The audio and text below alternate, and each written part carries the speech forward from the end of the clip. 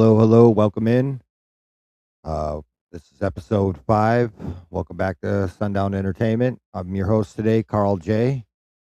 And today is August 3rd, 2026. And let's get started here. Oh, oh, my bad. Hold on one sec, guys.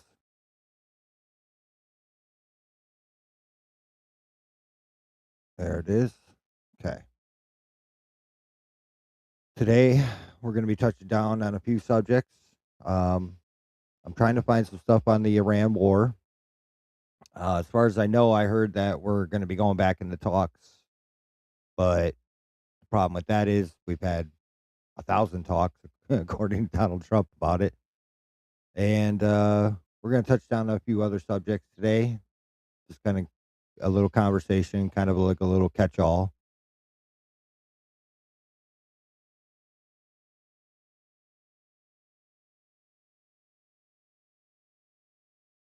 Uh, I do got a new mic here today. So if it doesn't sound right or doesn't sound good, leave a comment. I'll switch back to the old mic.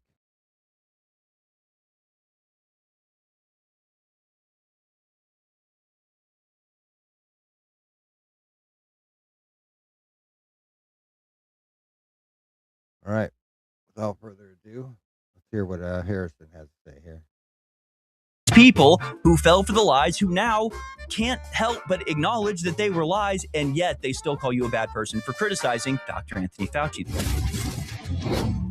So what do you do when you have a population that doesn't care about the truth, that doesn't care about what's right? Fauci might be the best, preeminent, most shocking example. As I keep saying, we didn't fall for the lies. Why are the people that fell for his lies the ones defending him? It doesn't make any sense. And this never really made sense. I guess these people have a part of their brain that I'm missing or something, the sheep part, whatever the sheep part of the brain is. But I was having this conversation back in 2022, 2023, because people were like so confused at why I was criticizing Fauci, and I was so confused at why they were defending Fauci. Who the hell is this guy? What is he, your dad? Like, why are you so defending? Well, I was confused because you have him literally saying on one hand, don't wear a mask. That was his initial thing. Masks aren't going to do anything. And then all of a sudden, he was the guy put 3 masks on. You know what I mean? And if that didn't trigger something in your brain, and then all of a sudden, within months, they have a magic cure. I mean, that should have triggered something in you too. That should have something should have been going off there for sure. There's absolutely no way you get a cure that quick for something that's so air quotes unexpected. Um, so for me, there was red flags all over the place. I was throwing flags on the play everywhere because there was absolutely no way I believed any of that. Million adults, that's nearly half of those enrolled in Obamacare Medicaid expansion program, do not even meet the federal requirements to qualify. How did this happen and how do we know? Connor Hansen live on Capitol Hill with more. Hi, Connor. Good morning. Well, because it's all part of collapsing. So of course they let you in. You can go down and sign up. Anybody can. Anybody can just go down, sign up, get the health care. Where I'm at, though, there are some requirements, like you cannot make a certain amount a month. You have to stay underneath a certain, um, pay scale, things like that. So, but they might have loosened that up for most people. It's all part of collapsing the nation. It's all part of, you know, bankrupting us more, pushing us further and further in debt. How are you $38 trillion in debt and Congress knows it better than us, but yet somehow you never try to rectify that debt? You never try to do anything about the debt, but you add to the debt even more and more and more. I mean, come on. We can all clearly see something's happening.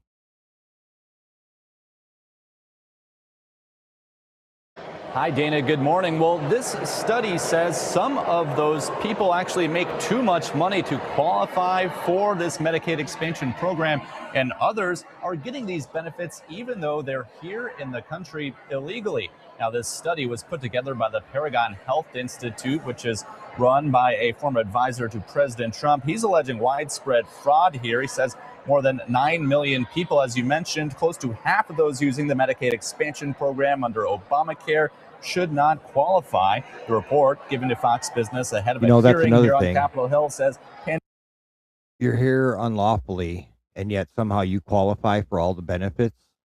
But American citizens have to jump through hoops to get those benefits. And then our tax dollars, of course, your paycheck gets raped, for lack of a better word. Yeah, terrible. I You're almost lost for words at a certain point. You know what I mean? It's what are we doing? What are we doing here?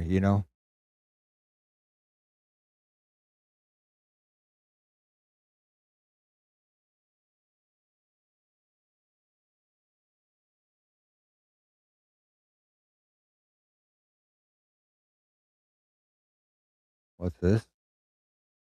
Laura Loomer admits she snitched on Alex Jones, Tucker Carlson, Candace, and Megan to President Trump.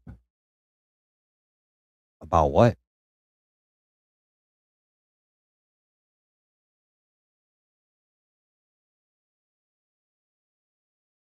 Well, yeah, they're trying to course correct him because it's he's the one that fell off. He's the one that jumped ship, not us. You remember him saying no new wars. I'm going to lower taxes. I'm going to take care of the economy first. And I give credit where credit's due. For 6 months out of the year, he was definitely on course.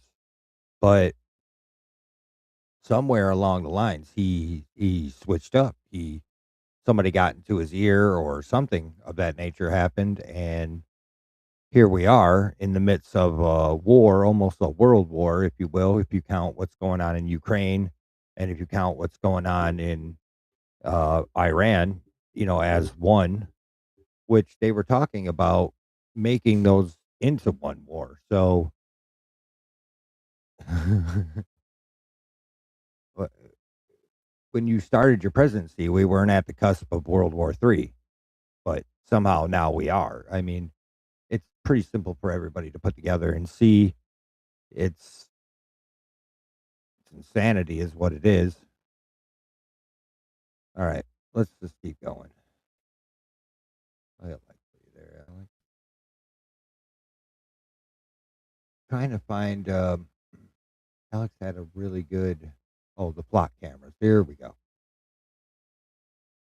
Flock Raven is literally under the eave of a private residence. How close? I'm now touching the sill of this house, standing next to the Raven. The community center. Wait, how is that legal? Wouldn't they have to get permission from the owner to put that right in front of his window like that? What the hell? Boy, they are really setting up a surveillance state. And this goes back to what I talked about, I think, in episode 3 of my show last week. Obviously, and most people know, and I don't really have to reiterate, I guess, but that's got to be a surveillance state. Why else do you need that many data centers? I mean, if everything's running right now based off of what we already have really well, what are the data centers really for? Is that going to make cell phones quicker? Is that going to make computers quicker? No, no. You need buildings like that if you're trying to run a full force surveillance state. Basically, I would say Alex Jones got it right back in the day of, the early 2000s when he called his show Prison Planet, because it seems like that's what they're trying to create. You got police that are not really policing anymore. They're acting more like prison guards. Your rights be damned. Basically, they've been given the right to violate your constitutional rights at will, and they're treating your home like a cell block. If you've ever been to jail, They can walk into your cell anytime they want. They can violate you anytime they want. They can do whatever they want to you. So you're basically almost living in a police state, in a prison state. Like they're turning your block into cell block. Basically your whatever block you're on is cell block A, and that's cell block B, and your home is just C1, cell 1, you know what I mean? You can just see it. I watch all these videos all the time, and I've been through it myself, and your rights just get trampled on. They could care less. And the only way we're winning somewhat on that end is everybody's filming it and everybody's had enough. So they're caught red-handed, if you will. But that doesn't stop them. And I don't think they care, to be quite honest with you, because they still do it live on camera.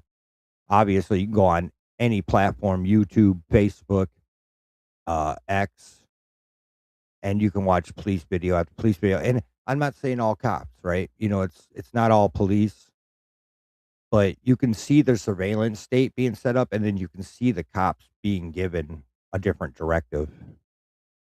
It the flock cameras are reading your license plate. It's like having an unmanned police officer on every street, right? And all that information goes back to the police department. I don't know if you've ever seen like Inside Story or something like that, where they go to like LA and they show you, like inside, and they got all the monitors up, and he can just switch from camera to camera to camera on any block. And I'll just say it like, I think, it was Thomas Jefferson: give up safety or give up freedom for safety, and you deserve neither. And that's kind of where we're at. Give up your freedom for safety, and you deserve neither. Well, what are we doing? You know, what are we doing? Are we willing to give it all up for what are you safe from? You're the first responder always in your own life. The police are not the first responder, they're the second responder because you're the one going through it. So you're the first responder in your own life. You have to be. You have to take accountability for your own life. You have to enact on your own. You live and die on your own. You come into this world alone, you leave alone. And that's just kind of the way that is. And yes, you're not alone in the world, but you kind of are. If something happens to me right now, I'm the only one here. You know what I mean? It's not me. It's there is no first responder but me. Everything else is secondary. And you give up liberty for safety, and you deserve neither. That's just the way that goes. And there's these block cameras, to circle back to it, to bring it back. These block cameras are just that. That's how they're trying to sell them. Um, we we definitely need to stand against it. They're not being used for your safety. What they're being used for is surveillance state. They want to monitor and clock everything you're doing. There's plenty of people being pulled over illegally from them. Misreads on license plates. I just watched this story. He might show it here. I'll play it so that he may show it in this video where an old couple gets stopped, right? And first off, they're like 70. I can't even believe these cops handcuff a bunch of 70-year-olds. where where are they going to run to? To me, it's kind of crazy, but whatever. Uh, but turns out it was a misread on their license plate. Their truck came back stolen, and here are two 70-year-old people, and they got like a grandchild in the back of their car, and they're being handcuffed and held till it can come back as not that. And then you see the cops trying to explain to them, well, why didn't you reread the plate when you got there to make sure? Like, why aren't you second checking these things? Why are we, you know, that just violate rights instantly, and they don't care. That's what I mean by the prison planet. Just violate you and then let the chips fall where they may, because they know when you take it to court, it's going to take 2 or 3 years to get anything done about it. So nobody wants to waste their time. You see how they do it? It's like, yes, you can take it. There is a redress, right? You can take it to court. You can file a lawsuit. But how many of you know that a lawsuit takes a year to 2 to 3 years to go through actually? And by then that video footage is usually gone or edited or you know what I mean? If you're not filming yourself, you're kind of screwed. I mean, honestly, like the first thing I recommend, you get pulled over, start filming. I have my cell phone on my dash on my heater, and it's facing me like this. I hit record instantaneous. No ifs, ands, or buts about it. You have a right to remain silent. I would use that. Give them your ID, give them your insurance, give them your registration, but then invoke your Fifth Amendment right immediately. The less talking you do, the better. It's cooperating with them. You're just giving them ammo. Um, I've watched a lot of lawyers and a lot of these First Amendment auditors who give really good advice. And if you tell them where you're coming from and where you're going, somewhere in between there is a drug house. And that is enough for them to have articulable suspicion for them to pull you out your car and then search at least you. I don't know about your car. So this isn't legal advice. This is more just advice. Check for yourself. You know, I don't know how things operate in your city or state, but you have a Fourth Amendment right to, you know, to not have yourself illegally searched and seized. So immediately state your Fourth Amendment right if you ever get pulled out of a car. Once again, not legal advice, just advice. Um, just make sure you know your rights and your laws. Look, it's not hard to read, the Bill of Rights. It's really not. You should take time out to learn your full rights so you don't get took advantage of. Because what is the first thing in the Miranda rights they read you? Anything you say can and will be used against you in a court of law. And you have to understand, they're filming you as well. But sometimes all that footage doesn't quite end up in court magically. Magic. Magic, right? Just so, and you don't have to be rude or mean. Invoking your rights, not rude. It's not mean. It's you just knowing the law. Them cops are not your friends. They're in a transaction with you. When they pull you over, they're in a transaction. It's part of their job. When you go to work, and let's say you work at a restaurant or anything where you serve people or help people, they're not your friends, they're your customers. Police look at it the same way. You're their customer. They're generating revenue. Pardon my language. Pardon me, guys. Sorry about that. They're generating revenue for the city and then for the state. Okay? They're not your friends. They're not your enemies, but they're not your friends. So just know what you're doing. You know what I mean? You have a right. Know them, look them up, read them. There's plenty of websites where you could probably go get like a card or something where you could have that on hand. You know what I mean? The less information you give, the better. And these flock cameras need to come down. There is absolutely no way they should be up. Maybe I could see a use for them on the highways, but in your towns and cities, that's just that's turning your neighborhood into a prison, if you ask me. I'd be willing to have a conversation about it though, because I genuinely do feel that'd be turning your your street into cell block A. You know what I mean? Okay, well, we're a little worried that there might be some sort of anti-Semitic attack, so we want to share our footage with police in case they need it, in case there's a shooting or something terrible happens. And by doing that, they shared it with Flock. All Flock employees, over 1,000 times, and they were all grown men. And they were looking at these cameras of the daycare center, the children's gymnastics room, and their defense to this was that it was a product demo for another client. And I'm thinking to myself, If I had a business and I wanted a flock camera, right, a police department, and somebody pulled up a laptop and said, look how good this works, and then it was a children's gymnastics room, I would call the police, like, or hit them. I'm not sure what I would do, but that's an outrageous explanation. That's just delusional. How many flock employees were fired after that? None, not one. If they're going to track us, that's against our constitutional rights.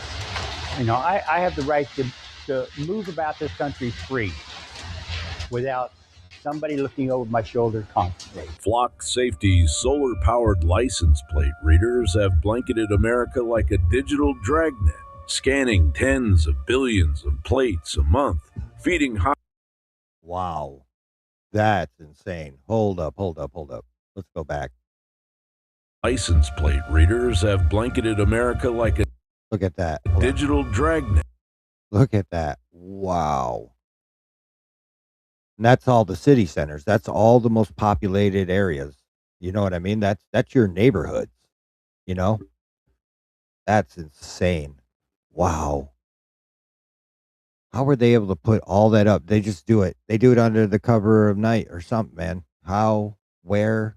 I drive through my city and there's a couple on the streets where I'm at. I've seen them. Wow. That is scary.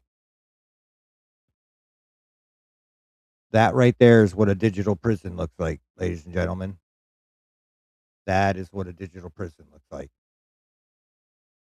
Scanning tens of billions of plates a month, feeding hot lists to cops and private HOAs, and turning every street corner into a permanent checkpoint. The backlash is real. Dozens of cities have ditched the contracts after privacy scandals. For many, flock cameras are supposed to make communities safer. But after 3 officers allegedly abused the system for personal reasons, some residents are questioning whether the technology has enough safeguards. If they're able to use it for all these other reasons like tracking people, either they need a new company that has protections on the gear to where you can't do all that stuff, or there needs to be some checks and balances on it. False alerts that put innocent drivers at gunpoint. Get on the ground, do now. You're gonna get bit. Fuck. Man, for real? That's what you want. Doing nothing, man. Behind your back. Oh my goodness. Yeah, he's already asking for medical like a little petulant child. So it's not the plate. It's not the stolen plate. No. Did it just miss-hit? I think it miss-hit. Why you make that noise? We'll talk later. Hey, fight away from me now! See, right here. This is the video I'm talking about. Look, he's got his gun out, and then you're going to see this is like a 60, 70-year-old man. I mean, what are we doing here? Right now, man, we got a hit on a car and a stolen vehicle. So you're about to cooperate with us? I'll cooperate, but I promise you, it's not stolen. You have any weapons on you? No. Turn around. I gotta put you in these for right now, okay? He's got to cuff a 70-year-old. You're a danger to me. And all they have to do is just run their plate. All they had to do was tell him, "Hey, hold up, I have to run your plate." That's it. That's all he had to do. But instead they take and choose, to me personally, violence. Because what else is it? You don't know for sure, so you have to handcuff her. Well, why don't you find out? And then isn't it innocent till proven guilty? Has anybody else noticed that it's guilty till proven innocent? When you get arrested first, that's guilt. That's guilt. I'm sorry. So how they used to do it was, if they had an issue, they summons you to court. They give you a chance to show up on your own regard. Then if you don't, then they issue a warrant because you failure to appear. That was innocent till proven guilty. Nowadays, you go to jail immediately. You get fingerprinted, ran through the system like a cattle, and then you either sit in jail or they give you a bond. Giving you a bond, doing all that is basically you're guilty until you prove yourself innocent. How many people feel like it's flipped to that? Because that's what I feel. I feel like it has flipped to guilty until proven innocent. I don't think we live in innocent until proven guilty world anymore. And especially when you have judges, you can go into a courtroom and a judge can look at you and says, "You're guilty because I say so," which I have heard of. Now, yes, you can appeal all that, but these are the people you're supposed to trust with the law, right? These are the people you're supposed to be able to, they're supposed to be neutral. They're supposed to uphold rights, but they don't. You have to invoke your rights in a courtroom with a judge. And even then, good luck. Is it an administrative judge or is this a civil judge? You know what I mean? There's two different courtrooms now too. There's administrative and then there's what is it? Civil rights, I guess you could call it, or a common law. Common law. That's what I meant to say. There's like two different courtrooms now, and you have to ask the judge because they'll lie to you. They don't care. And one judge, the administrative aspect, can do whatever they want to you. They can literally do whatever they want. And if you don't say nothing, if you don't invoke your rights and then ask the judge exactly what it is, what courtroom am I in right now, they just do whatever they want. It's criminal. Baby in the car. So we have a flock camera system that's around East Tennessee. We got a hit from that flock camera. Yeah. Okay, and You're it showed looking for L0 DUI, not LO. Unauthorized federal data grabs, and that creeping sense that your every commute is being logged for the permanent record. Well, guys, Flock just got wings, those street side cameras that are already all across America.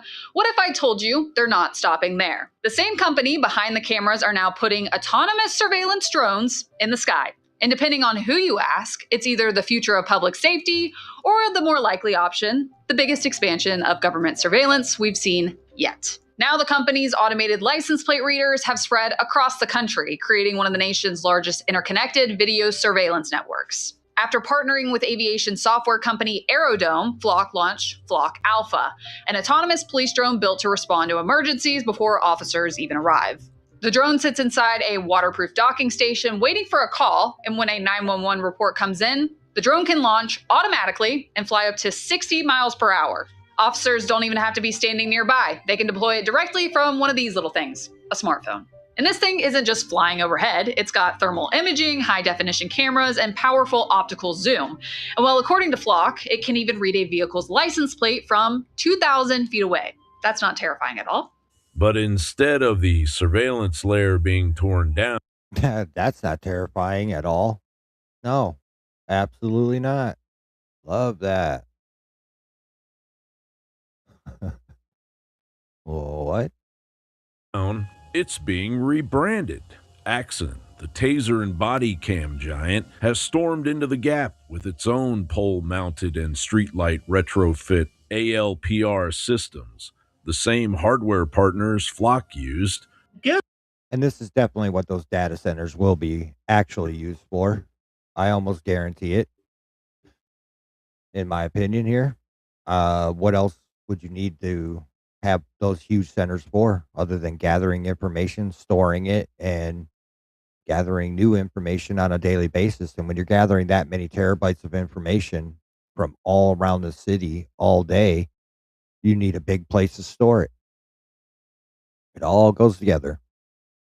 One thing is connected to another, always connected. And the problem is we don't have time, right? Got to take care of the kids, got to go to work. So we hear this stuff and we don't go do nothing about it down at City Hall. We don't go to the board meetings and stand up. And even in the board meetings, I've watched quite a few people go in and try something, but what happens? They end up getting pulled out by police. They say, oh, well, we don't like what he said. Get him out of here. Well, isn't it freedom of speech? And don't we have a right to address you? I've seen it time and time again. Guess who else owns Axon? That's right. According to financial disclosures, the president purchased between $1 and $5 million of Axon stock. Guess when? What? February of 2026. right? Because Trump's making money off of them. The president and BlackRock and Vanguard. What the hell with our Fourth Amendment? Genetech, AutoView, and the rest of the pack are swooping in for the municipal contracts, often with the same core mission: photograph every vehicle, store the movement data, and hand it over when the system decides that you're interesting. I want to be clear what these cameras actually are, and I say that with somebody with 20 years of experience in IT. I've served as the chief network architect for Fortune 500 companies. I've designed data centers, and today I work on cloud infrastructure for one of the largest loan origination companies in the country. I'm not speculating on how this technology works. I've read their patents, and I know how it works. Flock advertises these cameras as simple license plate readers. Their own patents tell a different story. They're AI-powered surveillance machines that capture every passing vehicle and person and transmit that data to a private corporate cloud, making it queryable by a multitude of state and federal agencies. Now consider who's behind the company and where your data flows. Flock integrates directly with Palantir, a data fusion platform with... It all makes perfect sense. It all makes perfect sense, right? It all goes together. There's a chain, that just follow the money. You know what I mean? It's the oldest thing I've ever heard. It's one of the first things I ever heard that actually made sense was follow the money. Wherever the money goes, you just keep following. And that's where it's at. Palantir, all the way to President Trump, unfortunately. Wow. I didn't know that. I didn't know he owned all those stocks. I guess that makes sense, but wow. $30 million contract with ICE. Peter Thiel, the founder of Palantir, is also one of Flock's primary investors. These are not separate companies with separate agendas. They're connected actors that are building a connected infrastructure. Palantir's own CEO stated publicly just this month that his technology is being used as a political instrument designed to reduce the political power of certain voters.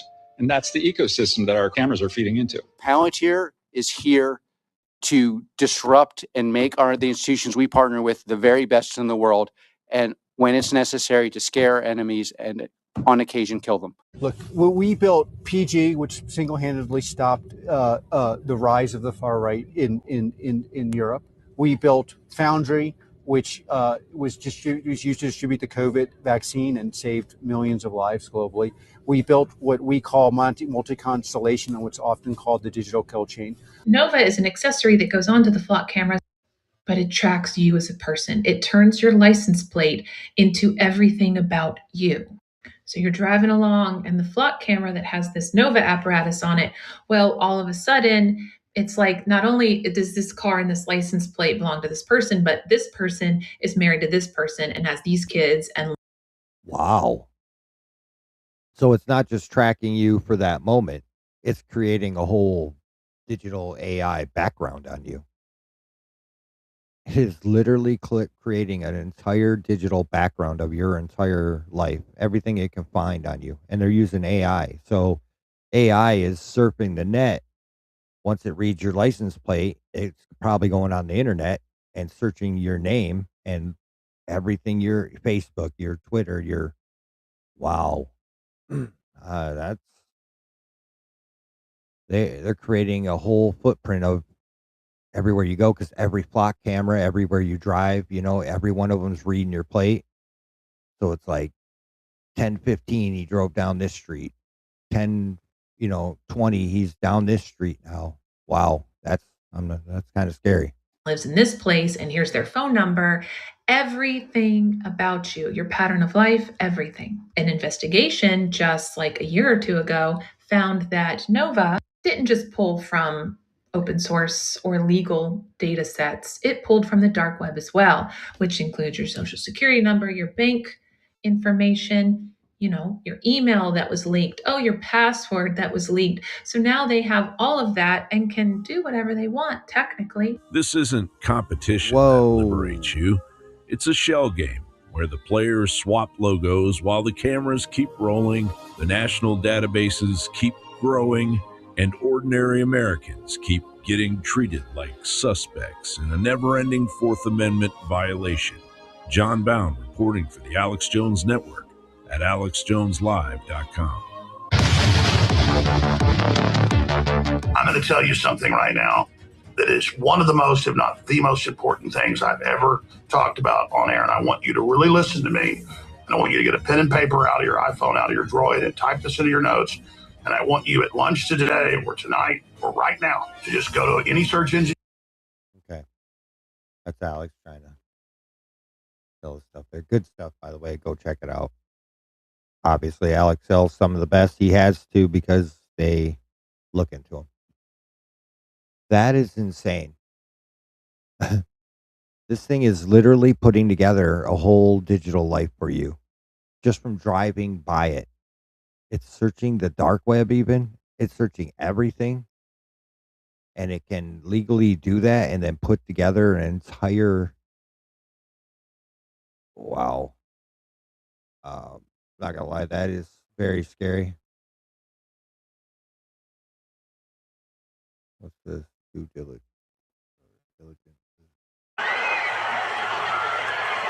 Oh, Charlie Kirk.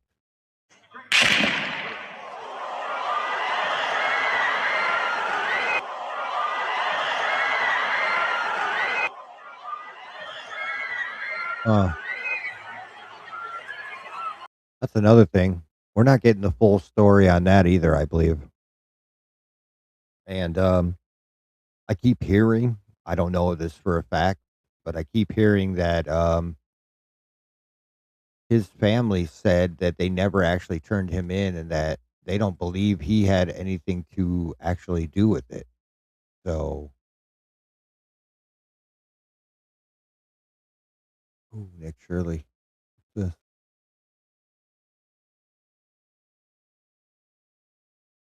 To actually make a difference here inside of I'm Europe. the fucking first vigilante here.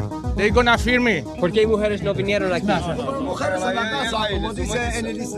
Now they're all coming down, being walked down the mountain right now. Here in Spain, they received over 60,000 migrants who came across from the Moroccan border. Yeah, I think in America here, we know this too well. This just happened to us not too long ago, and it was a lot more than 40,000, somewhere around 10 to 20 million. So, yeah, I think Americans, we know all about this. But I'm hearing a lot of stuff that this was kind of purposely done over there. So, I don't know, keep your ears and eyes open, but yeah, that's what I'm hearing. That the Spanish people, their government was pretty much allowing this to happen, and that a couple other people might have had something else to do with this as well. There's a couple other videos out there. Into the country of Spain. This is mainland Spain right behind me. However, right now I'm heading over to Ceuta, which is actually a town in Spain. However, it is on the African continent. There's a few towns that are part of Spain that are on the African continent, and Ceuta is one of them.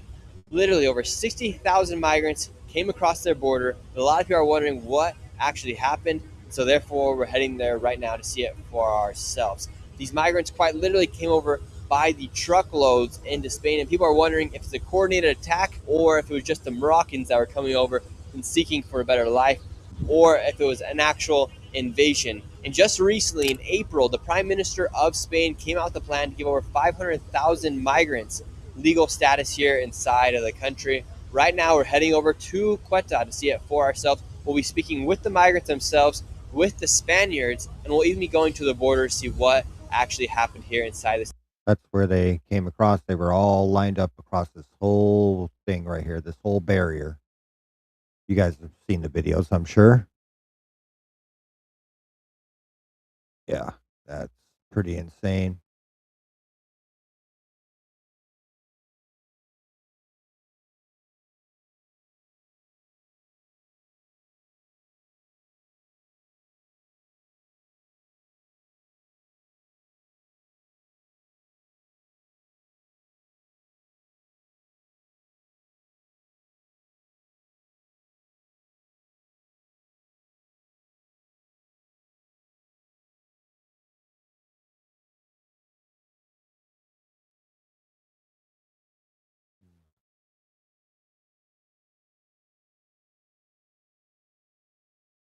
trying to find Alex.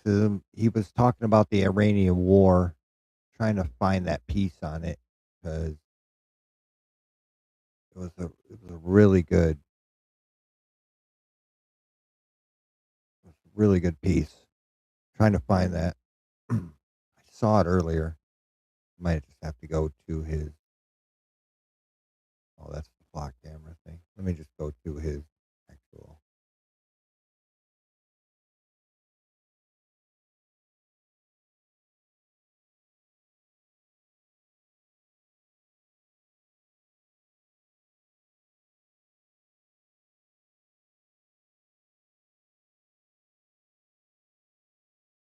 Oh, right here. From the public, and it's only out tonight because of a Freedom of Information Act request. New Defense Department records show tonight that more than 400 casualties in the first 6 weeks of this war alone, including 17 life. And what were we told? 18, 17, 18 or something like that? Threatening injuries. By the way, casualties is defined as people who are killed, injured, or lost during a war. The Army took the worst of it, over 270 wounded, and the most common injury by far wasn't shrapnel or broken bones, it was head trauma. Some of the ugliest days never even made it to the public. Get this, CENTCOM only releases monthly totals as they quietly sat on 70 casualties logged in a single day back in March. Now, fast forward, since Trump ended the ceasefire this month, according to documents, there have been more than 200 additional casualties, and 4 more deaths have piled up. And remember, right around that same time, the official death toll got quietly revised down from 18 to 14. Look, accounting can shrink a number on a spreadsheet, right? But they do not change what's happening on the ground. That's the fact that there are real bodies and real families who deserve a straight answer about which number is true. And tonight, while American troops are absorbing that toll, Iran is rearming. Reuters reports that Iran is set to receive up to 400 Chinese-made shoulder-fired missile systems in a $60 to $70 million deal, with the first shipments arriving within weeks. Wow. And I think we all knew China for sure was arming them, and then people got their thoughts on maybe Russia doing it too, but we all knew China was quietly arming them. Well, I mean, look at it this way: we are hurting China pretty bad. 40% of their oil came out of the Strait of Hormuz, and they have not gotten any out of there in the last 3-4 months now. So yeah, they're not liking us too much, and they're not getting directly involved, but they're getting indirectly involved, which we kind of all, I could assume at least from behind the scenes that, I mean, you shut down 40% of their oil, energy, and yeah, you're gonna piss a few people off. That's for sure. These are the precise weapon sales that President Trump claimed that Xi Jinping personally told him China would never make, quote, under any circumstances. Well, China isn't even hiding where it stands. Just 4 days ago, Beijing said, quote, it strongly supports Iran in safeguarding its sovereignty, security, and national dignity. So if, in fact, there was a promise, and we don't know that there was, it doesn't seem to be holding. Although we have to point out tonight that China has not confirmed this arms deal, and Reuters, well, candidly, they get a lot wrong. It's also not. They might get a lot wrong, but come on. You cut off 40% of their oil. You don't think they're arming them? And you think they're going to come out loud and say, yeah, hey, we're giving Iran missiles? No. We do a lot of business with them. They're not going to jeopardize that either. You know what I mean? So they're going to do it silently. And if you go look on, China has a train that goes all the way from China into Iran, past Iran, into the country next to them. So how hard would it be just to load that train up and send it on its way quietly? You don't got to tell nobody. Who knows? Who would know? And it's a normal train route. It's been there for a while, so nobody would ever know. And you got to imagine, where is Iran getting all? If we've hit so many other spots, what was it, 12 straight days of bombing them? At a certain point, where are you getting more missiles? Where are you getting more stuff? You're not making them. There's no way. So somebody's supplying you quietly behind the scenes, and that's what it is. It's a quiet little supply chain happening, You can have your speculation, but they're not going to come out and say it. Of course not. Why would they? That makes no sense. Just missiles. Reuters also reports that Yemen's Houthis are now considering charging a fee on every commercial ship that sails through the Bab el-Mandeb Strait. Every country's ships, that is, except one, China's fleet, would be exempt. Now put that together. Chinese missiles flowing into Iran, Chinese ships sailing through a strait that everyone else would have to pay to cross. It doesn't sound like coincidence here, right? That sounds like a partnership. And while that's developing, the war itself just keeps spreading. Here's the latest footage out of Egypt. Crews still working to put out a fire on a U.S.-owned floating platform after a drone strike there. Initial reports point to Iran. And just like that, American infrastructure is on fire in a country that has not. Where are they getting all those missiles? You didn't have that many buried in the mountain. There's no way. And 12 nights of bombing, I'd have to say the U.S. military is not that bad at hitting targets. So they must know. They're using satellites to find stuff. So I would have to assume they bombed a lot of those entrances, closed at least. I would have to assume. So where are you getting all these missiles? Russia, China. Not been part of this conflict so far. That alone tells you how far this thing is starting to spread. Look, it comes hours after this president lost composure talking about Iran. Here's what President Trump told Fox News' Trey Yingst in response. President Trump tells Fox News about Iran, "We are going to beat the effing S out of them." He went on to say, "We'll be hitting them hard. They're going to get a beating." Again, that is the commander-in-chief on the record describing how he'll respond to an attack on American troops. Not a strategy, not an objective, just rage at this point. But here is something worth sitting with, at least for a second. Why is this attack being called a surprise at all? See, CENTCOM said on Tuesday that Iran's Revolutionary Guard had directed more than 30 drone attacks on U.S. forces in the preceding 3 days alone. 30 attacks in 72 hours. And we're calling the next one unexpected? That word is carrying a lot of weight tonight. It makes it sound like it was an ambush out of nowhere, right? No one saw this coming. And yet, we are at an active war with Iran. That's not to say Iran is right or wrong here, but how many times has the U.S. struck Iran? Have those all been sneak attacks, surprise attacks? Because the language here is bizarre. Now, as for that retaliation, for the first time in this war, Saudi Arabia joined the United States in strikes, hitting Iranian-aligned militias inside of Iraq, following what's being described as an attempted ambush on U.S. forces. In fact, here's some of the video from the aftermath of those strikes.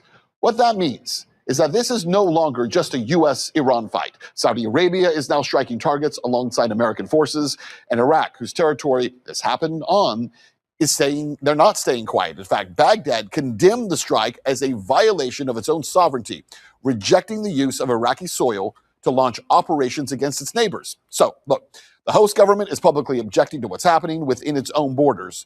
Whatever this coalition is, it is not operating with consent. Meanwhile, the military quietly bracing for what's next. CENTCOM is now weighing whether or not to confiscate cell phones from troops in Jordan over concerns that videos and location data posted by our own service members could be helping Iran target U.S. bases more precisely. Pentagon is that could be a factor, and they could be getting intel from Russia and China. We got to remember, we're not the only ones with satellites in space. So although taking the cell phones away might be a good idea, they're also getting inside information from people who have, satellites. So, and my guess is they probably know where those bases are.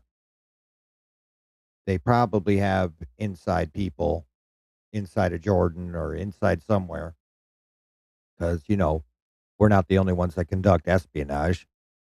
So there's that. And they're being fed this stuff. Somebody is giving them inside intel. It's not just cell phone tracking. It's live updated data. Considering American troops' own phones a security risk in an active war zone. And look, with all that happening, Trump continues to insist diplomacy is still on the table. He says, we're going to let them keep talking. But remember what he said just a day earlier before that Jordan attack even happened. And then there's always the desalinization plants. And who am I hurting there? I'm hurting the people. So I'm not looking to do that. I just want very simply, they cannot have a nuclear weapon. Very simple. And they've agreed to that. Yeah, but I've heard they possibly already do. They're just keeping it on the DL. I mean, honestly, how hard would it be for them to purchase one from China or Russia? Even if it's just a small one, it doesn't have to be, it could be just something. You think China and Russia are honest about how many they have? I would be willing to bet no. I mean, they probably have the main ones that you know about, and the UN knows about those. But how many do they have that are smaller, quiet, nobody knows about? Pakistan has one for God's sake. So I'm sure that Iran probably has one. It's just a smaller one. It's not, you know, something that they would just keep track of, that you could keep track of even. Eventually, we have to get them to, make it formal, right. But they've agreed to it. Real time, uncensored, unstoppable. AlexJonesLive.com. I think that was, just search. Yeah, that was it on that. Over there that they know is pointless and that we're probably not going to win, and that's for Israel. It's that we're the targets. The world economy is the target of this by BlackRock and the globalists. Israel's a big component wanting greater Israel. They have the big lobby, but that's their end of the deal. For the globalists, they want this world depression. And they want America to end up failing in this war in the end, to discredit us and to kill Trump's earlier plan, because Trump did have a different plan. Trump was doing a bunch of good. That's why I was a wild-eyed supporter his first 4 months. Then we saw the Epstein cover-up. Then we saw, now they pulled Movino off and stopped basically the accelerated deportations. Now they're blaming the head of DHS for that when really it's Trump. That's another thing Trump does. He orders all this stuff. And then Kash Patel and Bongino and the rest of them, who I'm not defending, but they shouldn't get the main blame. It's Trump. This is Trump. This is what. Well, he's the head guy. I mean, he's the commander in chief. Everything begins and ends with him. That's that. If he doesn't want this information out, it doesn't go out. And, like the Epstein files, I just personally never thought we were going to ever see those. So I never held my, I just never held that in regard of anything. Too many powerful players on it, and it was in Comey's hands since 2019. To me, and this is just my opinion, I always felt Comey was the inside guy. They sent him in to get those files, and the big dogs, the top big dogs, whoever were on those files that, that were the biggest players, their names were redacted off there, and more than likely any files on them were taken and erased, and you were just left with like lower level people. And even then, those lower level people still have leverage within our system, and I just never thought that was going to come out. I don't like that everybody is putting it on Trump, though, because although I do get it, but it was during Biden's run. He had the files for 4 solid years. I mean, how come nobody got at Biden about releasing them? You know what I mean? But Trump made a mistake, and he brought it up during his election, like he was going to go in and do something. And personally, I knew that was never going to happen, but he should have never brought it up. It was something he should have said, I'll look into it. And if there's something I can do, I'll do it. But he made promises, and it's his own fault now that those promises were not kept. And he had to have known prior to that, I mean, even if he wanted to release those files, Congress or somebody would have stopped them. There's just no way. There's too many big players on it. I think what happened was he got in, he saw the list, and he went, oh crap, this will destroy the nation if I put this out. Or he used it as leverage. One of the two. There's got to be a reason. Otherwise, if it wasn't that, to those standards there, you would have just released it. What's the big deal? Why not? So it was either earth shattering, to the point where it would have just destroyed everything, or he's using it as leverage against these guys. That's the only two logical explanations I have, because everything else doesn't make sense. So that's the only two things I can think of that make sense to why he was so adamant about it. I'm going to do it. I'm going to do it. Then he got in and then he did a 360. And it also was the way he came. Oh, it's a hoax. Well, we all know it's not a hoax. You're lying about that. So why'd you come out and lie? You should have just came out and said, I can't release them. That's that. Or I can give you some, but it's going to be redacted. There's no way you can convince me that all the names that are covered up are all the girls and the kids and everybody's name. That's the only thing unredacted. No way. Because it's weird. You get like one sentence and then 3 sentences are redacted. You know what I mean? So there's no way that's just all names. Well, it could be names, all right, but it's not, the victims' names. It's the victimizers. So he used those files either to gain some sort of power over these people, or he looked at it and went, this will destroy the planet. There's absolutely no way I can release it. And he made the executive decision either way. And then he sent Bongino and Cash Patel out to do damage control.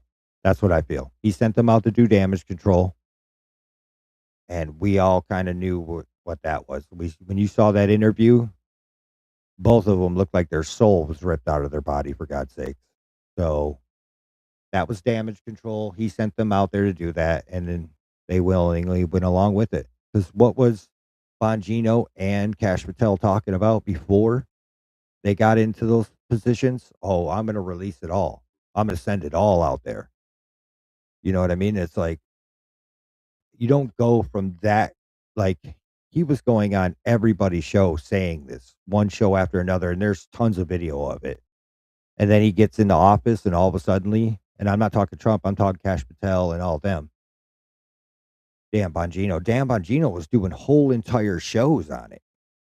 You know what I mean? Like, just whole entire shows about the Epstein files and the corruption. And then he gets in there. Oh, there's no corruption. There's no Epstein files. It's all a hoax. Oh, yeah? All right. So then why did Epstein go to jail? Why is Ghislaine Maxwell in jail? Why is she sitting a life sentence right now, pretty much, for trafficking, 16-year-old kids? There's guys doing 5-year bids for that.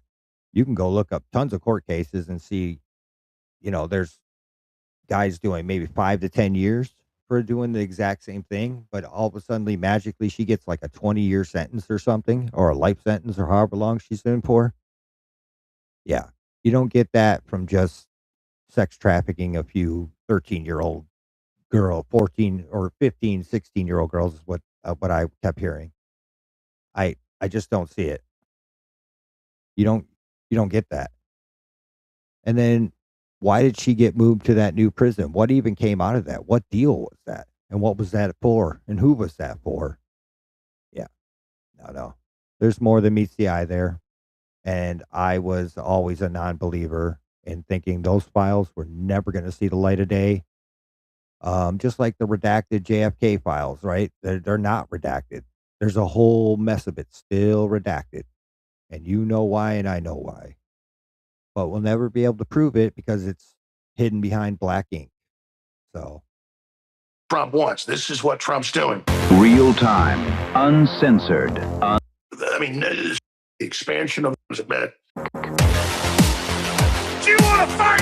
You better believe you got one. I want to bring in Harrison Smith here and put some bookends on the spiraling Iran war that even the New York Times, the Washington Post, and Financial Times admit, and Army websites, I mean, the Army Times, Military Times, is now a world war. Now, we've done this for a while, but the fact it's being admitted, it's huge. All these proxy wars that come out of it, the expansion of the war, you see it everywhere.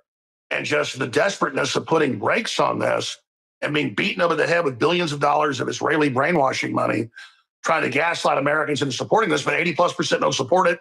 60+ plus percent, almost 70% of Republicans don't support it. I mean, so it's not that we're even dumb, it's that we don't control Congress because of AIPAC and other issues. This is insane. And Israel's destroying its name in the world, but they don't care. Trump is destroying the Republican Party's chances of midterms, but they're still moving forward. Everything we've warned of is here. You know, I was just having a conversation about this earlier. Trump should have waited till after the midterms. Like, he literally, like, you want to talk about the worst timing in the world? Like, doing it just before the midterms like this, you know, I mean, and he might have been okay even if he'd have had this over with before we were at this point, before we were at what, August 3rd already, and you started this back in February or March or something. I mean, what was he thinking? He basically he screwed himself, not himself, because this is his last term and he probably doesn't care, but he screwed the Republican Party. You know, and there's no other way for those of us who voted for him, because I can't articulate with anybody around me a good enough reason why this Iranian war. It's pretty much like they just got one up on you and there's nothing you can do. What then? I don't think Iran would nuke America if they had one. I don't think if they had 5 of them, they would do it. They know, they know for a fact China and Russia would definitely step in and be like, "You're suicidal. Don't do it." Um, they know we would obliterate them. So I can't even articulate to anybody, even if I were, you know, wanting to, which I don't. Well, personally, I kind of don't care. Like I'd say Israel can fight its own fight. What are we doing over there, even? But at the same time, if I voted for Trump, you know, like I don't have to agree with him on everything, but at the same time, I did vote for the guy. So I mean, this is not what I voted for. I voted for no new wars. I voted for America first, take care of us, and then if you need to do business across seas, do that. Put us in good standing first, though. Fix the roads, fix the economy, you know, get the country moving again, and then we can talk about going across seas. You have a majority in the House, you have a majority in the Senate, um, and for the most part, the Supreme Court is on your side, and you're the president. How are we not getting things done?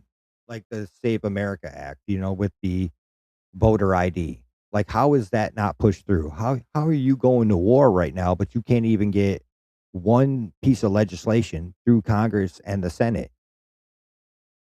You Every move Trump has made, just like his last presidency, it's all been done through executive order.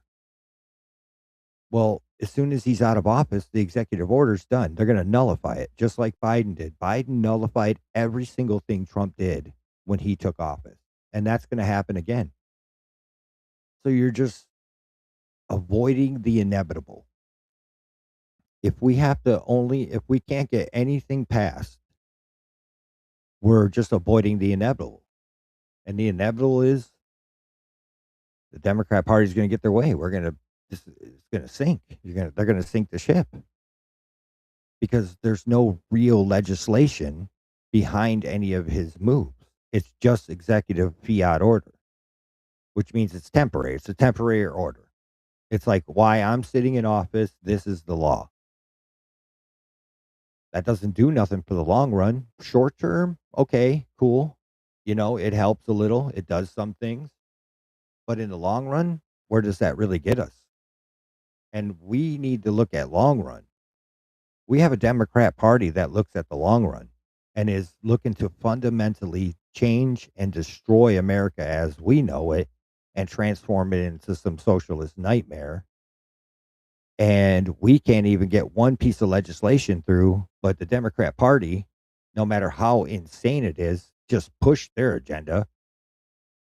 And we can't even just push things that are common sense and make, you know, sense in the world. It's not enough. I hate to say we're vindicated, but I point that out so that people listen to us when we warn of what's coming next if this isn't turned around. Global depression, total war, national draft, mass starvation. I mean, this is just insane. Germany. I mean, bombs keep to where we're at in the Albania. Complete madness. Nobody knows what the hell's going on. Fallout that's going to become global depression, Hey, total war. sorry. I wanted to comment on the Gen Z thing. Yeah, because he said, wait, Or national draft. national draft. That's what I personally believe. If there's a national draft, Gen Z will flip their wig. I've seen tons of shorts on YouTube, Twitter, you name it. They're like, no way. They will take to the streets and literally flip out. Like, I don't think that's going to happen. I don't think you're going to get the amount of recruitment that you think you're going to out of that. I honestly believe Gen Z is going to flip their wig, and that's going to be that. I don't feel like this Gen Z has the wherewithal to go to war for what they believe is Israel. It's not for America, it's for Israel. So, and that's what Gen Z believes. So it's not my opinion, that's their belief. And from what I've seen, a large amount of them. Good luck on that. Oh my God, that's going to be an effing nightmare. And mass starvation. I mean, this is I got to use the bathroom. I'll be back. just insane, Harrison. Yeah, well, and it's not exactly like it was hard to predict. I mean, this was all kind of obvious, almost inevitable the way that things were going. I mean, it was something like 2 days after the initial attack on February 28th, and I went live and I said, I think this is probably the biggest mistake anybody's ever made. And I really don't think I was over-exaggerating it. I mean, from the disaster of the economic fallout that's going to be coming, I mean, we've only started to see the effects of this already from what's already been done. The fallout's going to be horrible, and they just keep going. And I've got like two headlines that sort of tell the whole story right here, right? Trump says Iran talks to begin today, right? August 3rd. Meanwhile, Iran denies negotiations with U.S. after Trump announces talks for Monday afternoon. It's complete madness. Nobody knows what the hell's going on. Nothing, is being done successfully on the American side. We seem to just be digging the hole deeper and deeper. I remember my parents telling me as a little kid, if you're, digging a hole, stop digging. Like at a certain point, just stop digging. You can't dig your way out of the problem that you've dug your way into. And that seems where we are now. I don't think it's a coincidence that you have Ceuta popping up on, the world stage at the same time that you have the Sazan Island and the Alex, quit taking a puff from that cigarette. Albanian catastrophe at the same time that you have, like Michael Yon always says, that this is about roots and resources. Oh, we're having some crazy glitches there. Let me figure that out. But yeah, it's as bad as it could have possibly ever been. So the alternative to this, and because I want to listen to both sides and try to absorb two different angles to this. So on one side, I hear this, obviously this is a fumble. We have fumbled the football and it is beyond recovery. And then I hear another side who believe that Trump is doing this, and I've heard it from Glenn Beck even somewhat, and a couple others. And I might be mistaken on Glenn, but I know I've heard it from quite a few others that I listen to, that this is all part of the plan. That Trump is trying to reset the currency, and because he's trying to take over certain parts of resources and take it out of the New World Order's hands and put it into ours. And he's trying to make America the number one big dog on the block, and he's trying to stop them.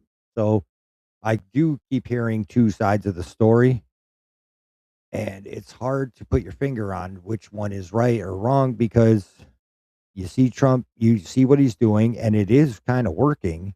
He's blocking China from getting 40% of their oil and their energy. He's blocking other people from getting other goods out of there that they really need. And I would say it's hard to put it together because he's not been very out there on exactly what the plan is. He didn't, it's not like he's come out and said it. It's just all speculation. That's the problem. That's the problem we're having is everything is based off speculation and we can only go off what we see. We've heard 25 different times that Iran wants to come to the table and make a deal. It's like an every other day thing, Trump says. But then Iran comes out and says, no, we don't, and then puts out some video, you know. And I know you guys have seen all the memes, those Lego video memes of, you know. So it's very hard to tell which side is right and wrong because on one hand, it does look like Trump is making some kind of like crazy move here, which is all we got left. I mean, we're 38 trillion in debt and you can never pay that off.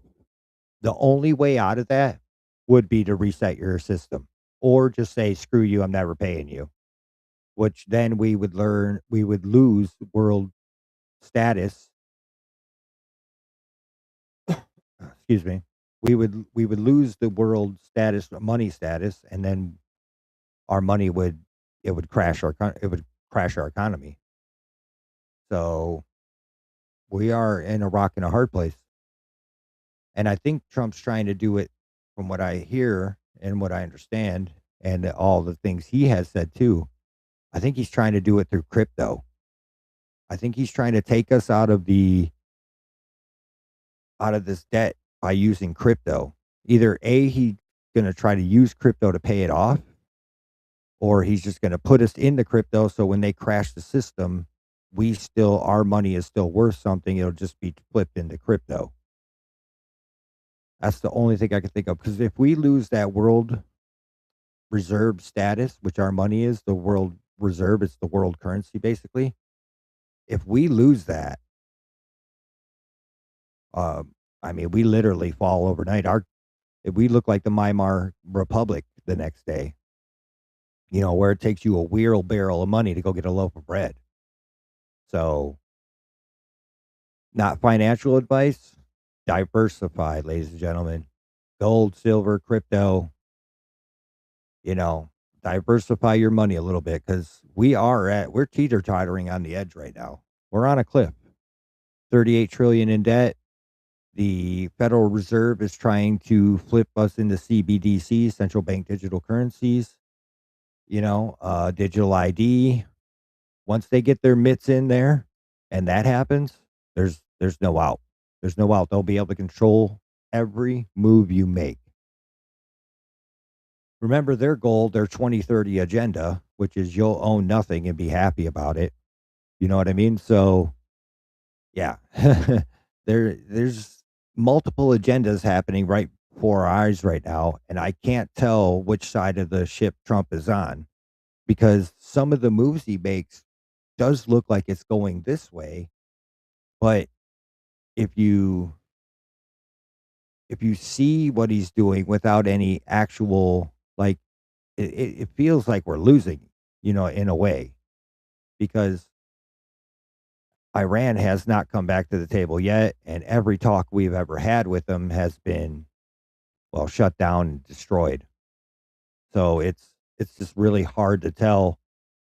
Is he trying to actually crash other systems, which boosts our dollar up, or is he just doing this for Israel as some sort of, you know, gift to Netanyahu? It's hard to tell. That's my point. It is very hard to tell because I do listen to both sides.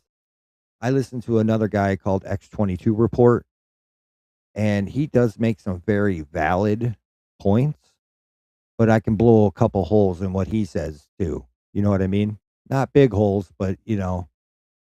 So it's very hard to tell. On one end of this, you get Trump is effing up hard. On the other end, everything's going according to plan. So if you want the opposite of what these guys are saying, go listen to X22 Report, and he'll give you a completely different. And it sounds logical.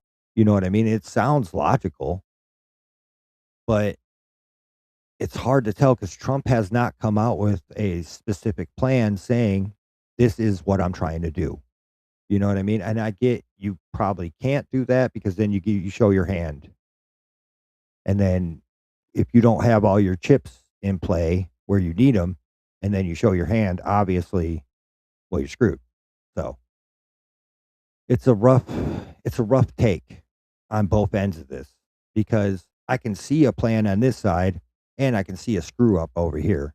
So it's a give and take right now, and I'd be curious to see the end game. I guess in the end game we'll know, but that's the only way I feel like we're gonna fully get the truth and see the reality of the situation to its fullest fruition. And that's because there isn't a lot of truth coming out of the administration right now of exactly what it is the end game here. Other than we just don't I mean, come on. I don't want Iran to have a nuke. Well, there's other countries we probably don't want to have a nuke. That doesn't mean we're just going to go start bombing them. So there's two reasons why you're doing this, and those two reasons could coincide. This could be a favor to Netanyahu, and Trump's looking at it as a mega play, where okay, I can make the American dollar stretch still, destroy China's economy, hold Russia down with the Ukraine war, which is why he hasn't solved it yet. Hold on one second. Which is why he hasn't solved the Ukraine war, and he keeps backing Zelensky. Hold those two economies down, and then our dollar still stays on the world stage as the world reserve currency. Because if you remember, back when Biden was in office, and even before then, they wanted to make a currency of their own. China and Russia, what was it? BRICS. That's what it was. I haven't heard of it in a while, so I don't even know what's happened with that, but it's probably still going. But I think that's one of the reasons why Trump went and did what he did down in Venezuela and is putting the clamps down on the lower half of America. That we consider that the Americas, I think, right? Nonetheless, south of the border. So I think that's why he's putting the clamps on them because they were a part of that. Brazil was a part of it. I think Venezuela was going to jump on board with it. I'm not 100%. So don't quote me on that, but I'm pretty sure they were in on the BRICS thing too, or going to be. China was starting to capture a lot of the lower nations below us in this deal. So I feel like that's could be a reason why Trump is really clamping down on them hard to push China back across seas, get them out of our backyard, and we take that over. And instead of them becoming a part of BRICS, they become a part of us, which helps hold our currency up.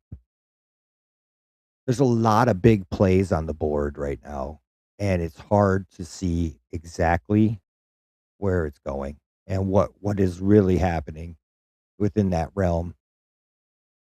And that's kind of where I'm at with it. At least I can see a play one way, but I can also see it being a huge mistake another way. So I do know this for a fact. It's causing us the midterms. So I hope whatever he's doing is worth it because as far as I can tell, it's going to cost us the midterms. And when it does, he may end up becoming a lame duck president. Because if we can still hold on to the Senate, we might be all right. If they just take the House or if they take the Senate and we keep the House, there's still maybe some plays to be made there. But they're going to try to impeach him. If they get the House, they're going to impeach him. It might be like it was last time where it was only through the House and it couldn't pass the Senate. But we got to wait and see because you better believe they got a hard on for him and they're coming for him. So it was just I feel if out of all of this, it was a bad move to do now when we could have waited later. You know what I mean?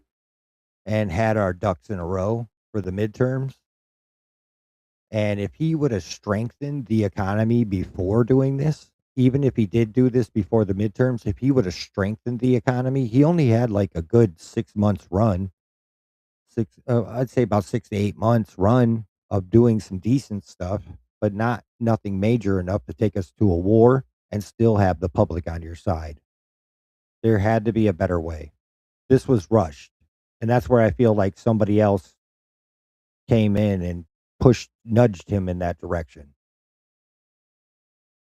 and it seems to only be getting worse, which is maybe a little bit oxymoronic, but that's where we're at this point. And I was just thinking about this because we laid out last week that it was Israel really behind the invasion of the Spanish enclaves in Africa, which again the whole claims about that are absurd unless you also want to say Alaska belongs to Canada or Russia and Hawaii belongs to Japan. I mean, just because a nation has possessions that are not geographically connected to it.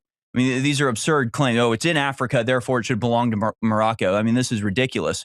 And everybody knows it's ridiculous, but it's the excuse needed. And that's the other thing about the Israeli money flowing in is I don't think they're actually trying to convince anybody because they're not really convincing anybody. It's not really working. If they wanted to, actually improve their reputation worldwide, they have to change their actions. The rhetoric isn't enough to overcome the absurd actions out of Israel for so long. So really what they're doing is they're just sort of playing the long game.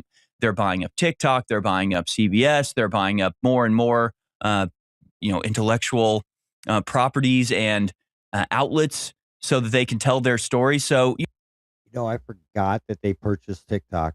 I totally forgot about that. And I thought TikTok was honestly very free and open-minded prior to them getting it. You could go on there and pretty much talk about just about anything. Yeah, I forgot about them buying out TikTok. Wow.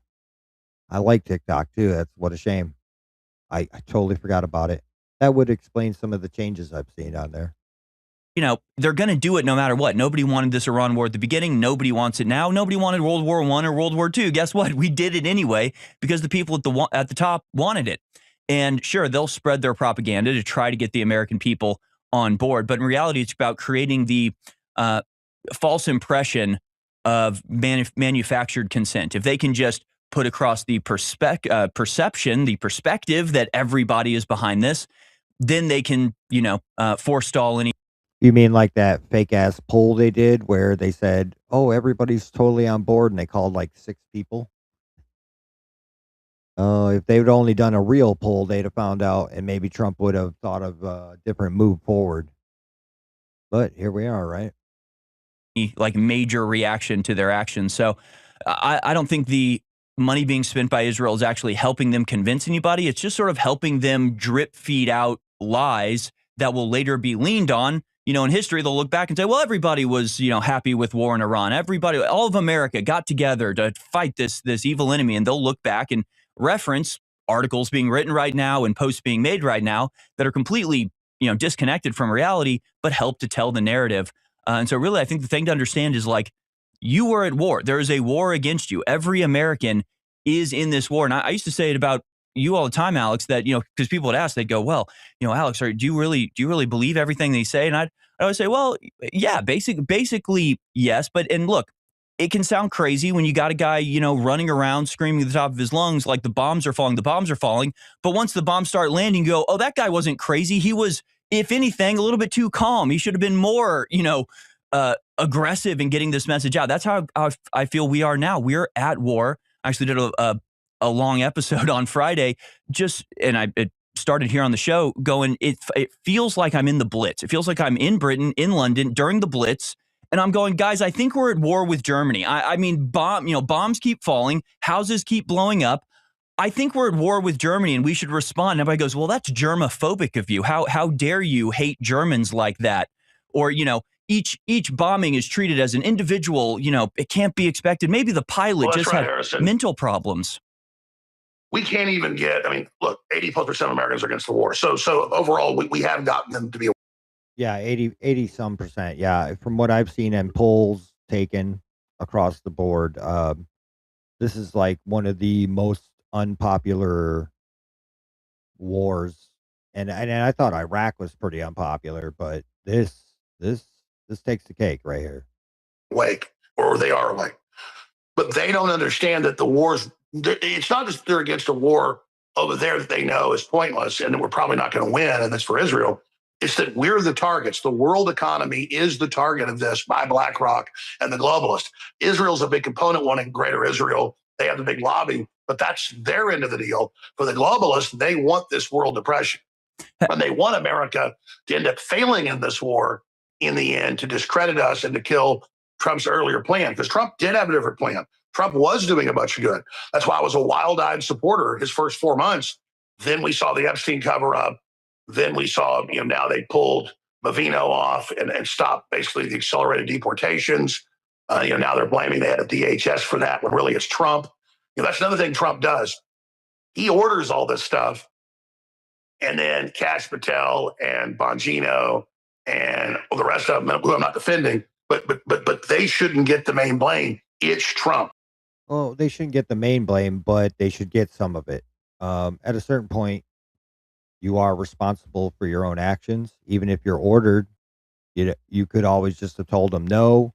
You could have just said that's just not a good idea. There's a lot of things they could have done. I don't blame them specifically, but I do believe they hold a good chunk of that blame, especially when they were more against all this stuff than Trump when they had talk shows about it. You know what I mean? Like Kash Patel was doing the circuit run around all the talk shows from Fox News, CNN to Joe Rogan to you know what I mean? Like all the shows, the internet shows and the mainstream. He was on there, saying he was on Fox News saying half this stuff. So at a certain point, they do hold a part of the blame, though. Like you were a huge proponent of all this stuff. Now all of a sudden you are not. And at least Dan Bongino had the balls to leave. I'll give him credit there. At least he had the balls to step down and go, I can't be a part of this. Who God only knows what he said behind the scenes, but more than likely he's saying, oh, I don't, there's no way I can be a part of this. This is Trump. This is what Trump wants. This is what Trump's doing. And again, his daughter's so disconnected. She gets up months ago and says, oh, we got a $4 billion island with the Rothschilds from Albania. We met on the Yeah. She literally gives away the whole thing right there. We know exactly what it is. yacht and got it from the prime minister, and we're building an airport and took this coastline. They put up fences and kick people off their national coastline, which is the biggest refuge for flamingos in Europe. And then people go, we don't want you to take our land. They go, we're not taking your land. It's a conspiracy theory. So millions rise up. Do they realize how hated they are? Yeah, but yet they still bought the land up and the beach in front of the island there, right off the coast of Albania there. They got that whole 5 mile stretch of beach, plus they bought that island out, $4 billion. Could they be a little more obvious? And then she does a full interview on it. I just kind of sat there with my jaw open, like, wow. The balls. If she had balls, they'd be pretty big. I give her that. Or she just doesn't understand where the people's minds are at right now when we hear stuff like that. And then she's out with the Rothschilds and Rockefellers on a boat. Yeah. Okay. Tell me your new world order without telling me your new world order. And it's the same Rothschild that's in all the emails with Epstein talking about stuff. Nat Rothschild.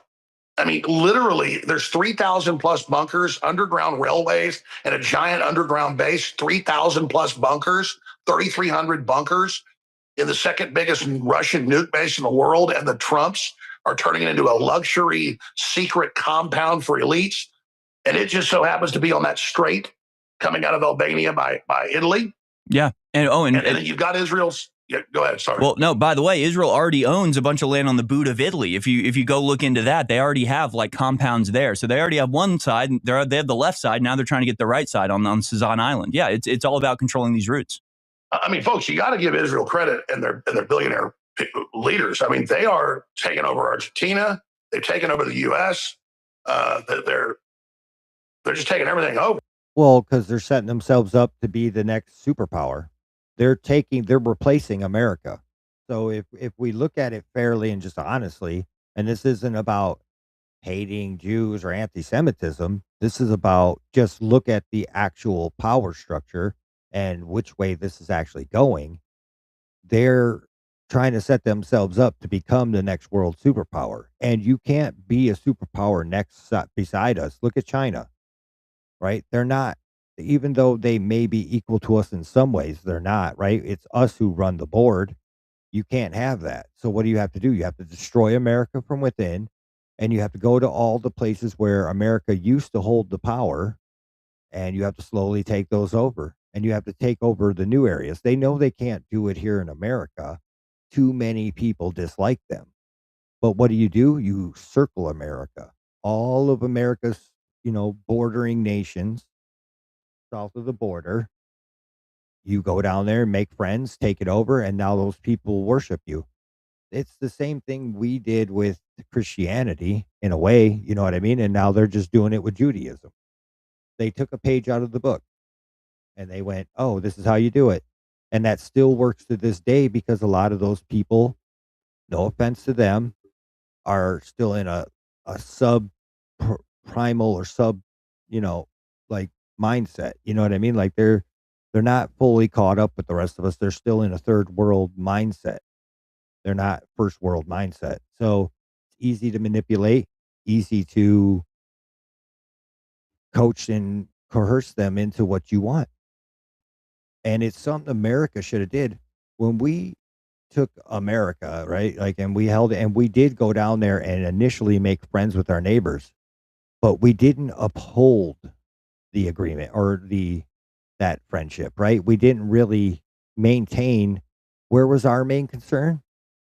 Oh, across seas. What did Washington, Jefferson, and all of them say? Let Europe be Europe. They've been at war for thousands of years. Leave them alone and basically make friends with our neighbors that are around us, and that can be this is our part of the world. Be be somewhat solitary, you know what I mean? And but let them do their thing over there and we do our thing over here. That was the whole point of the Revolutionary War, was to get rid of these people and get them off our ass and send them back over there where those people, Jefferson, Washington, all of them, they knew what Europe was about. And what has Europe done this entire time? Gotten us into one war after another, and America's done the same thing. And we've just followed the same old bull crap that we had been doing for thousands of years over in another spot. And we totally forgot about the south of us and forgot how easy and ripe for the picking that was. Russia went down there, China went down there, and now you got Jewish people going down there and capturing them. I mean, that should have been our main goal the whole time, is maintaining and upholding a good relationship with the countries around us, especially south of us. I mean, the minerals, the resources that they have available to them, they could have been some of the greatest allies we ever had. But nope, what did we have to do? Let's jump back across the pond and go back into the old school bullshit. And look where it's gotten us. You almost can't blame the Israel's, Netanyahu and them, if we're stupid enough to keep pardon me, falling for the same old tricks like an idiot. Well, you're just the clown. And I guess we're just the neighborhood clown because look at us. How could you take it seriously if you just fall for the same tricks over and over and over? Roll over. Good boy. I mean, it's kind of on us too. And just pushing us all aside and laughing at us. And and their ministers go on TV and admit they're doing all this. We play clips of them and we're bad. And it's absolutely insane. Like I remember the Abraham Accords. I remember last year them making deals with the Arabs saying you can control Spanish areas. And I remember seeing that, but I forgot about it. And then like last Thursday, listeners are like, why aren't you pointing out that Israel was behind this? And I went, well, I forgot. And like, why aren't you pointing out the State Department told them 2 months ago, do this, and gave them $40 million in a bill that passed? And I went, God, there it is. I just like every time it's Israel. I mean, they're accusing me of going and trying to make it Israel every time. And you don't want to, right? But you can't help but see who has their hand in the cookie jar. You can't help but look. You know what I mean? It's not like I want to sit here and talk about that. Honestly, there's so much more to talk about, but we have to point at and look at the people who are actually involved, and you have to say their name. And that's the only way they're going to know you. I got your ass on notice, mother. I see you, like So you have to bring it up. And when you notice how many fingers are in that cookie jar from that one little tiny nation across seas, you start to go, oh, well, what the hell, man? You got a whole hand in there. Everybody else is trying to dip their finger in the cookie jar. You got a whole hand ready to dip another hand. And it's not like you want to make it all about them, but here we are. Here we are, because you got to speak the truth. You got to say who's involved. So you got to bring it up. And I'm just like, are you You kidding can't me? avoid it. You can't avoid it. And I don't know what to do, Alex, 'cause this seems to be our choice. You either have like an insane communist that literally wants to flood his country with migrants and is just mad that they're doing it so obviously, or you have, the Israeli slaves in the Republican Party or the conservative parties throughout Europe who seem to do everything they can for Israel. And it's like, how did we get left with these two choices? Where is that third option that just goes, we want to defend Spanish sovereignty for Spanish reasons? It doesn't Well, exist. it's the same way with we're not for Mandami and the Muslim Red Green Alliance. We don't want to blow. I don't want to blow up Israel. I don't want to kill the Jews. At the same time, I don't want Israel running my life. Yep. So then the right wingers, the fake right wingers, are like, oh, you love the Muslims. You're for the Muslims, and I'm like, Israel's helping Al Qaeda. The U.S. is helping Al Qaeda. Israel's helping Muslim uprisings in Africa. I'm not involved in this. I'm just sitting here trying to be a moral good person and not be part of your global domination game. Well, they're just using everybody and anybody they can to achieve their goal. It's like, it's brilliant. And what's funny is I know the world can see through it, but the leaders at the top, it obviously must be the goals they want to, because you wouldn't all just fall for it so easily. So it's got to be their goal as well. Ladies and gentlemen, Bigley has just parasites.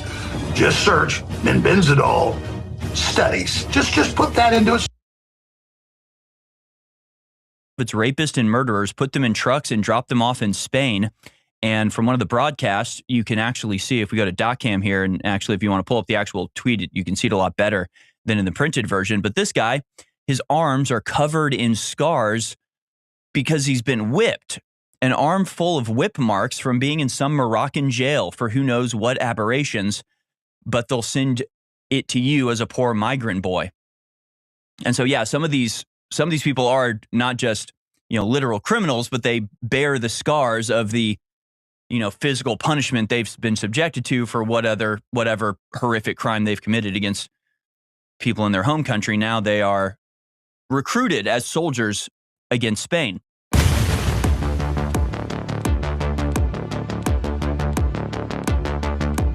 Yeah, that's wasn't Trump saying that before though? He was saying that they were not sending us their best. They were sending criminals and people from insane asylums. And those are the people you'd want to send into a country to disrupt it. You don't want to send, obviously, your good people. You want to send the people who go in and create the most chaos. I mean, that does make sense. 800 years to drive them out, 12 hours to get them back. I think that sort of sums it up, doesn't it? 800 years to drive them out, 12 hours to drive them right back in. Get on board, boys. We got a bus. Gonna give you a little ride. Spanish spent 800 years doing the Reconquista, winning back their land foot by foot, sword fight by sword fight. 800 years to drive out the Muslims, 12 hours for them to rush back in. And there were rumors, and I haven't really have not seen it confirmed anywhere, but there were rumors that the Moroccan president basically released around 3,000 criminals out of his jails, and those were at least a part of the massive crowd that stormed into Ceuta. And yes, as Alex pointed out, they're still there. They're actually like setting up their own ad hoc government, basically, where, the more political migrants are basically, organizing gangs and running around assaulting people. Again, we've got video after video of the Spanish people. I thought they were driving them out of there. Last video I saw, it looked like they had the police escorting them back across the border or something. Well, there, or at least a good chunk of them. basically just being like, what the hell is going on? Videos of people trapped inside buildings and not able to leave because of the mobs of rioters outside, and the Spanish authorities doing absolutely nothing to stop it. But then you have pictures like this. Morocco literally emptied out its jails, released all of its rapists and murderers, put them in trucks, and dropped them off in Spain. Oh, yeah. And from one of the Makes broadcasts, you can actually see, if we go to .cam here, and actually if you want to pull up the actual tweet, you can see it a lot better than in the printed version. But this guy, his arms are covered in scars because he's been whipped. An arm full of whip marks from being in some Moroccan jail for who knows what aberrations, but they'll send it to you as a poor migrant boy. And so, yeah, some of these people are not just, literal criminals, but they bear the scars of the, physical punishment they've been subjected to for whatever horrific crime they've committed against people in their home country. Now they are recruited as soldiers against Spain. Again, we know that this is from the beginning a exercise of Israeli imperialism, really in a lot of ways, basically pressuring it. And we explained this on Friday, but just to reiterate, essentially this is a diplomatic pressure move. These Spanish enclaves, exclaves they call them, where you have Spanish possessions in Africa, which again, that doesn't mean colonialism necessarily, unless you want to say, Alaska actually belongs to the Russians because we colonized it. Yeah, there you can see the scars even better. Yeah. Well, and you got the fact that Netanyahu was literally made a video stating he wanted to punish Spain for not allowing them to use their airspace and something else or something like that. And then Spain sanctioned Israel for what's happening in Lebanon and in the other spot. I can't, Gaza. Can't believe I couldn't remember Gaza. He made a video. I showed it on Friday.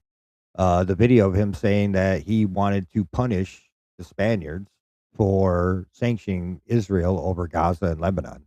So once again, got their foot in the door there, right? But it's these, Spanish enclaves that have been Spanish for, out of living memory.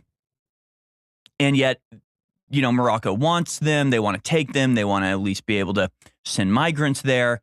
It is a diplomatic situation for Spain and has been for a while, but it was never really in danger. It never really, like the Spanish, it was never a hot button issue that the Spanish government had to, spend resources dealing with. It wasn't really an issue. It was just like there were some Moroccans that wanted it back and there was kind of nothing they could do to get it. Then Spain refused to, allow America to use its bases and also criticize Israel's ongoing genocide against Gaza. And so to get them to stop doing that, they looked around and they said, okay, let's find a pressure point that we can press. Let's find a vulnerability that the Spanish government has that we can sort of lean on and press and, apply pressure to. So then we can turn around and go, oh, you don't want us to flood your country with all these migrants? Well, then why don't you stop calling out Israel's genocide? Why don't you allow us to use your bases? Then this whole problem can go away. So it wasn't exactly manufactured from whole cloth by Israel. It's not like Israel came up with this idea to try to go after these enclaves, these exclaves of Melilla, however you pronounce it, and Ceuta, however you pronounce that. They didn't create the problem, but they are exacerbating it. They are creating a diplomatic crisis so that they can lean on them and say, well, we can help you clean this up. We can help you fix this up.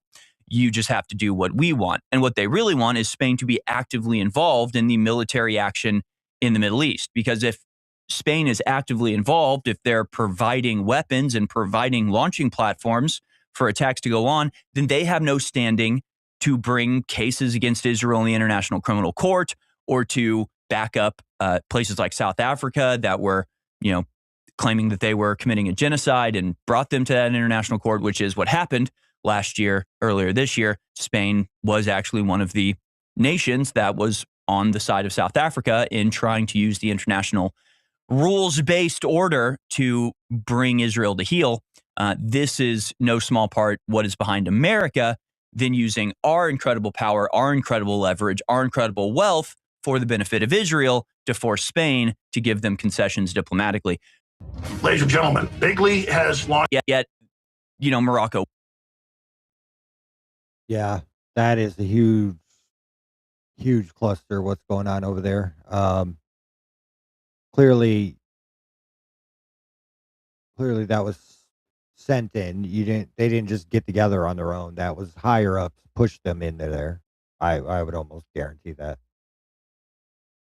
This is because we recognize you control Ceuta and these other Spanish areas, and we think you should take it. So when they pass the aid bill, it's in the aid bill that this is to recognize that this is yours. So our State Department did this with Israel. Israel's bragged about it helping these groups. It's all part of the Abraham Accords to make this deal. And now it's happened, and now we've been covering it since last week. And the neocons run around saying we're completely insane. None of this is happening. So this is an example of how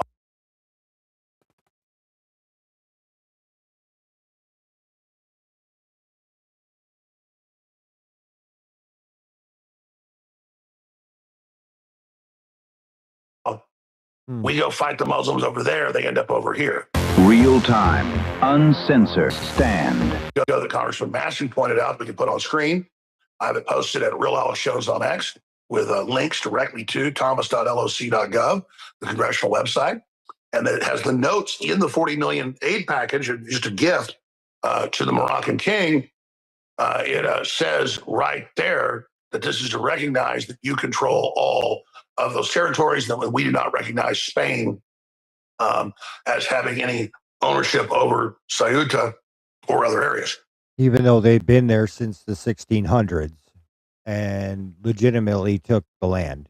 And that's because Muslims back then were coming into, that was like the final push to get them out of Spain, because Muslims had occupied a part of Spain for 600 years, 700 years, and they fought them all the way back to the African continent there. And then they took the Strait of Gibraltar there to stop any further Muslim invasion. And then they've been there ever since 1648 or something like that to stop this very invasion that they're now letting in the front door of their country. Because it's not just the Strait of Gibraltar that they're taking; it's also Spain as well. They're in Spain. He's going to make 500,000 of them legal citizens in Spain. It took the conquistadors 300 and some years to push them out finally, to get them out of there and return Spain back to Spain. And then they took the Strait of Gibraltar after they finally got the last Muslim off of Spain's mainland. And then they pushed them all the way back into Africa. And to stop any more from coming in, that's when they took the Strait of Gibraltar. Yeah, I mean, and now you just let them in the front door. So now we just let the barbarians in the front door, huh? Okay, whatever. So that is the facts. There it is on screen for you. And of course, this was all completely organized. And it's in the big picture about controlling the different straits. And as we've been telling you for several years with Michael Yon, as this new world war heats up, you will see battles for all the different straits, like the Strait of Gibraltar, there at the opening to the Mediterranean Sea. Now, I saw a photo over the weekend up at Tucker Carlson's main studio / hunting compound. Talk about a man cave. And there was former Congressman, or current Congressman Massey, former Congresswoman MTG, and Joe Kent, former head of counterterrorism, just sitting around the table. And people, the neocons are saying these are traitors, arrest them, put them in prison. They did photoshops of them with headdresses on. I'm not gonna lie, that's kind of funny. I don't really like it because I like Tucker Carlson. I like MTG.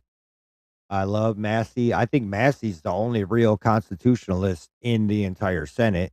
So or House. I think he's a representative, not a senator, but I think he's the only true constitutionalist in there. He's the only one that's ever fought for constitutional rights in the House and actually tried to push amendments through. So, yeah.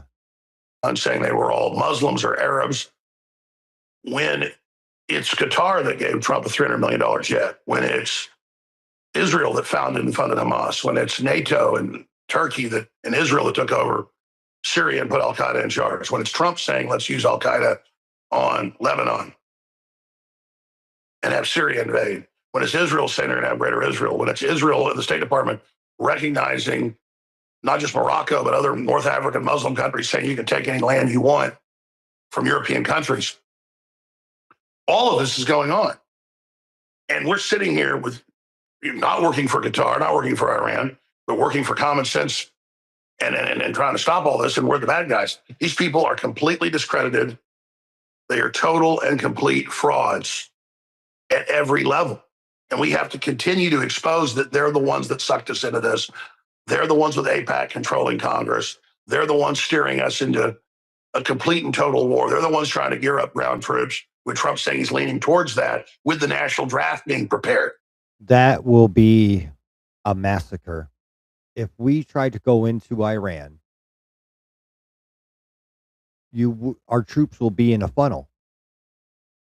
It's exactly what the Germanic tribe did to the Romans when the Romans lost the 13th, 14th, and some other legion when they went to war against the Germanic tribes.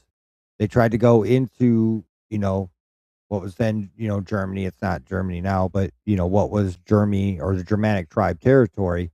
And the Germanics funneled them in between these trees where they had like cut all the trees down purposely. They had basically made a path for them. And knowing how the Roman legions did what they did, like knowing how they set up and knowing how they do things, the Germanic tribes just let them funnel themselves in and then circled them from every side and just killed them. I mean, it was a huge hit to Rome, and the Germans were no joke. And I guess that's my people, Slavic. So, they were no joke, man. The Germanic tribes back then, it was one of the militaries that Rome kind of feared. They didn't want to go in. They were just they were kind of going in like it was like a small patch of the land. And the Germanic tribe just funneled them into one spot, circled them, and just killed them. It was a huge loss. And that's exactly what it would happen if we went into Iran. Two mountains on each side. There's a valley, obviously in between. And that's the only place you can walk. You're not going to walk the hills, but you're in, that's a kill zone. You would put our soldiers into a kill zone. They'd be dead. It'd be a massacre. It'd be an absolute massacre. I mean, this is a disaster. We can't just sit here and let ourselves be sleptwalked into total destruction. Ladies and gentlemen, Bigley has launched an online pharmacy, 1776 R. Yeah, that would be an absolute massacre, and that is not something I'd want to see. And Gen Z, I think, would revolt. It'd be insane. All right, guys, I'm getting off. I appreciate you guys for coming in. Thank you for joining me on episode 5. Tomorrow, episode 6. I hope you liked everything we had to talk about today. We got to the Iran war like I wanted to. We talked a little bit about some worldly news that was going on, some other things. Got to a couple other things I didn't think we were going to even talk about. I wanted to talk about the invasion into Spain a little. We got to it. That was very nice. I will be back on tomorrow. Thank you guys for coming in. You can hit that like, hit that sub button for me. It all helps. You can catch me on X it's at KJ1116 or just Sundown. I got a blue check mark. You'll see it. And on YouTube at Pulse Point if you're a YouTube person. I appreciate you. Thank you for coming in. And I will see you tomorrow, guys. Have a wonderful night. Peace out. Till tomorrow. Later.